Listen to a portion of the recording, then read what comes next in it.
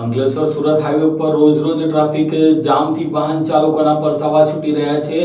રોજ 5 કિલોમીટર લાંબી ચક્કા જામથી મુક્તિ આપવા માટે નેશનલ હાઈવે ઓથોરિટીના અધિકારીઓ તેમની કુંભકર્ણના નિદ્રામાંથી જાગીને રસ્તાઓ તાત્કાલિક ધોરણે રિપેરિંગ કરાવે તેવી માંગ ઉઠવા પામી છે।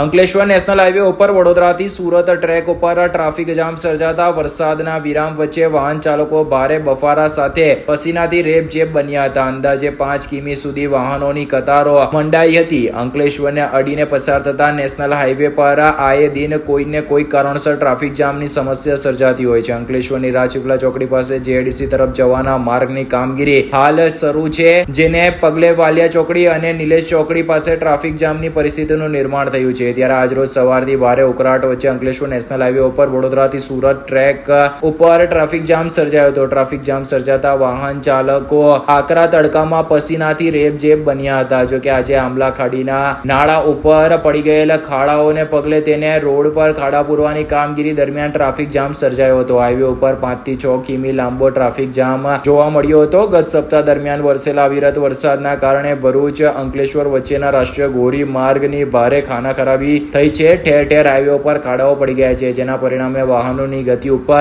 બ્રેક લાગી જવા પામી હતી। આ ઉપરાંત સૌથી જવાબદાર કારણ અંકલેશ્વર પાનોલી વચ્ચે આવેલા સાંકડો આંબલાખાડી બ્રિજ બની રહ્યો છે। લાંબા સમયથી આ બ્રિજના મરમ્મતની કામગીરી અત્યંત મંદ ગતિએ ચાલી રહી છે। હાઈવે ઓથોરિટી તેમજ આઈઆરબી એજન્સીના સત્તાધીશો ટ્રાફિક જામની રોજિંદા બની ગયેલ સમસ્યા પ્રત્યે આંખ આડા કાન કરી રહ્યા છે। આ ઉપરાંત હાલ અંકલેશ્વર જેઆઈડીસીમાં જવા માટે એક માર્ગ રાજપીપળા ચોકડી પાસે બની રહ્યો છે, જેના કારણે હાઈવે ઉપરની વાલિયા ચોકડી સહિત નિલેશ ચોકડી પાસે વાહનોની અવરજવર વધી છે, જેના કારણે હાઈવે ઉપરના વાહનો અને વાહન વ્યવહાર પ્રભાવિત થઈ રહ્યો છે। હાઈવે ઉપર ટ્રાફિક જામની પરિસ્થિતિ સર્જાઈ રહી છે। પારાવાર ટ્રાફિક જામની સમસ્યા વચ્ચે હજારો વાહન ચાલકો ભારે હાલાકી ભોગવી રહ્યા છે, પરંતુ વહીવટી તંત્ર સદંતર ઉદાસીન બની રહ્યું છે।